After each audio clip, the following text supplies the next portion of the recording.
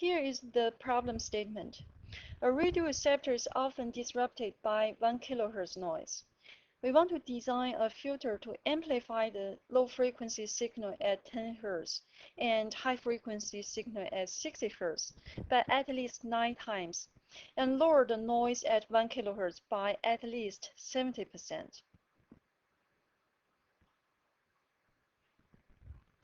Here is the subsystem design procedure we suggested in this tutorial. The first step, we may translate the problem statement to design specification. Since there may be many prototype circuits available, so we need to pick up one prototype circuit appropriate for our design. The third step is to design the prototype circuit. Specify all the values of the components in the circuit. Then we need to analyze the circuit to meet the design specification. The last step, we need to build the circuit and check with the design specification. So let's work on the design specification first. Here is the problem statement. So we want to design an amplifier for radio receptor. The noise is at 1 kHz. And the useful signals are located at 1 Hz, 10 Hz, and 60 kHz. So at 1 kHz, we want to lower the noise level. At 10 Hz and high frequency 60 kHz, the gain of the circuit should be at least 9.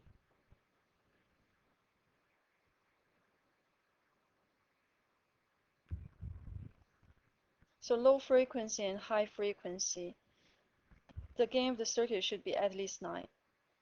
So apparently that should be a band reject filter. The central frequency should be at 1 kHz. The passband gain should be at least 9. So let's pick up a number greater than 9. We can make it 11.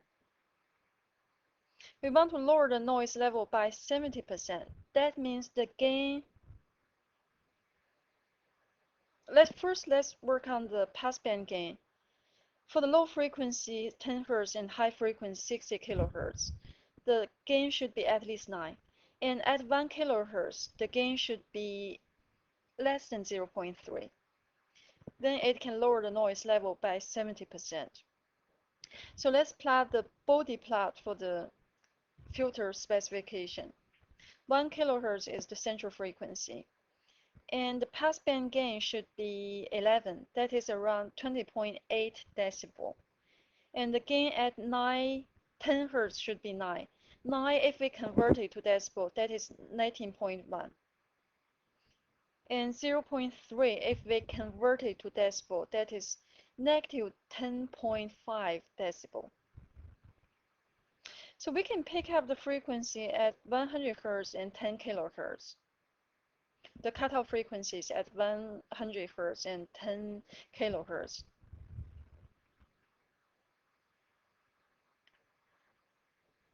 Let's choose the band reject filter introduced in our textbook. This is a simple circuit with 3 operational amplifiers. It can be divided into 3 blocks. So the first block is apparently is a first order low pass filter. We can specify the output for the low pass filter as V1. So the transfer function for the low pass filter is V1 over Vi, the output over the input. So that is a low pass. So it's a negative ohmic 1 over S plus ohmic 1. Ohmic 1 is a function of the resistance and capacitance. So the second block is apparently is a first order high pass filter. We know the transfer function output voltage over the input voltage.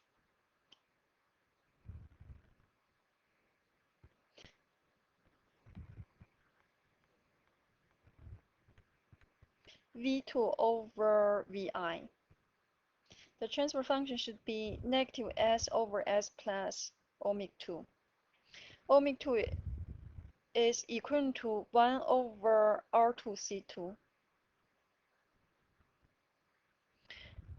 The third block in the circuit is a summing amplifier. So we have analyzed this kind of circuit many times. So let's just write down the transfer function directly. The output voltage V0 is equivalent to negative R4 over R3. R4 is the feedback resistance over the input resistance. It's a summing amplifier, so it's negative R4 over R3, V1 plus V2. So from equation 1, we can get V1. Let's substitute here. V1 should be the transfer function times Vi, the input voltage. That is negative ohmic 1 S plus ohmic 1 times Vi.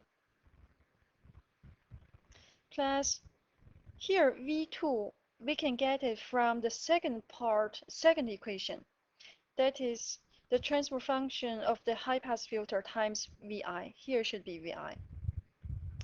So we can rearrange the term, derive the transfer function for the complete circuit. The transfer function is the output voltage over the input voltage.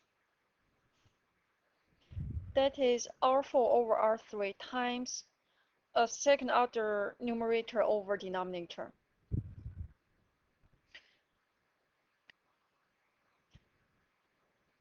So the next step, we need to design the prototype circuit.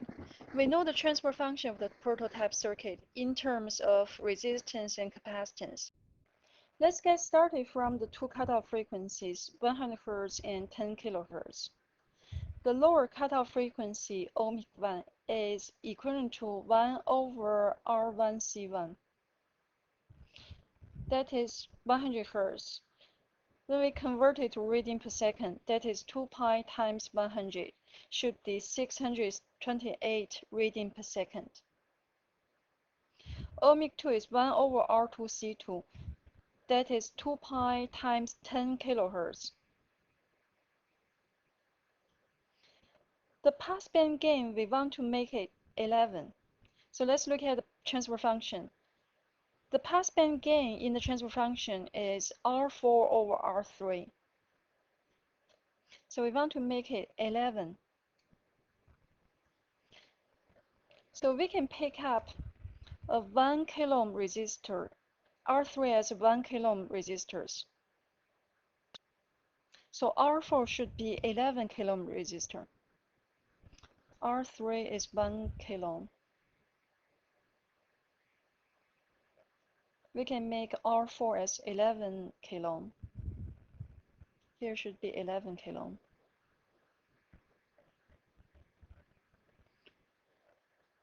One over R1C1 is equivalent to 628.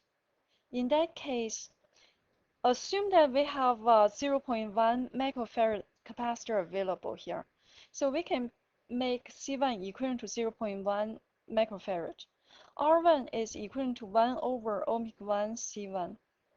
Ohmic 1 is 628. C1 is equivalent to 0.1 times 10 to the power of negative 6. We can calculate R1 should be 15.9 kilo ohm. So to choose a standard resistance, we can use 10 kilo ohm standard resistor, 16 kilo ohm resistor. Similarly, we can determine the value for R2. R2 should be 1 over ohmic 2 C2. We can use the same value for the capacitance, 0.1 microfarad. That is a standard capacitor. The calculated value is 159. We can use 160 ohm resistor.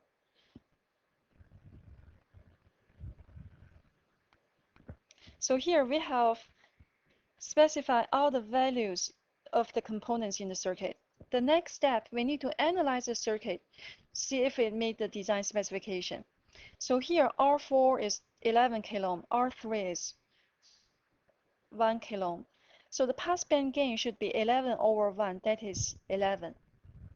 And let's look at the gain at the central frequency. we know the minimum magnitude for the transfer function at the central frequency should be R4 over R3 times the first order coefficient ratio. So 2 ohmic 1 over ohmic 1 plus ohmic 2. R4 is 11, R3 is 1. So let's calculate the lower cutoff frequency using the real components values. 1 over 16 kilo times 0.1 microfarad. So ohmic 1 is 625. Ohmic 2 should be 1 over R2C2. That is 62,500. We can substitute the values of ohmic 1 and ohmic 2 into the transfer function. The minimum magnitude of the transfer function is 0.21. In our design specification, we want to make it less than 0.3, so it seems like the design specification should be met. The next step, we need to build the circuit and test it. There are 3 op-amps in the circuit. We can use TL072 for the op-amps. Each TL072 chip has 2 op-amps. We have 2 capacitors and 4 resistors in the left half of the circuit. So here are 2 capacitors, 4 resistors. And we have 3 resistors in the right half of the circuit. R3 is 1 kilo ohm. 1 kilo ohm resistor, 1 kilo ohm resistor, and 11 kilo ohm resistors. After we build the circuit, we need to check with the design specification. Let's check with the low frequency signal. We want to make the gain greater than 9. Let's set up the input as 10 Hz sinusoidal. The output voltage peak-to-peak value is 10.5, and input voltage is 1.00 volts. So the gain of the circuit should be 10.5 over 1, which is 10.5. Apparently, it's greater than 9, so the design specification is met. Let's check with the high frequency signal at 60 kHz. So we set up the input of the circuit to 60 kHz. Let's check the input and output signal. The input signal is 1.02 volts and output is 9.5. So the gain of the circuit is 9.31, is greater than 9, so the design specification is met. The next part, we need to check with the central frequency, 1 kHz. So we set the frequency at 1 kHz. The output voltage is 284 millivolts, while the input is 1.02 volts. So the gain of the circuit is 284 millivolts over 1.02 volts. So it's 0.278. It's less than 0.3. So the design specification is met.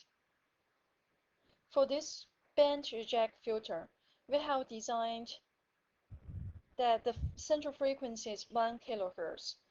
We just tested the gain of the circuit at 1 kHz is 0.278. And the gain at 10 Hz and 60 kHz are greater than 9. So the design specification is met.